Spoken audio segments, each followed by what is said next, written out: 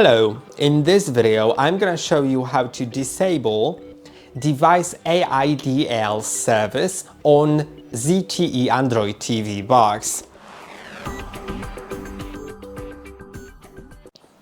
If you've accidentally enabled the DeviceInfoAidlService on your ZTE Android TV Box, then most probably nothing on the remote works besides a few buttons like the back button, volume controls, or turn on, turn off button, or the Google Assistant.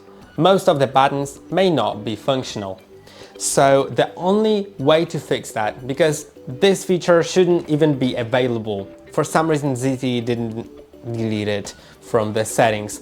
And to fix that, the only way is to plug in an external computer mouse. So I have a mouse right here. On the right side of the ZTE box, there is a USB port.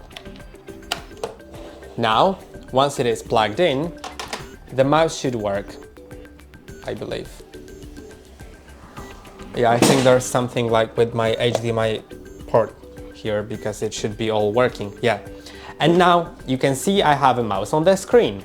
I can go to the settings, go to device preferences, and then go to accessibility, find DeviceInfoAidlService and disable it.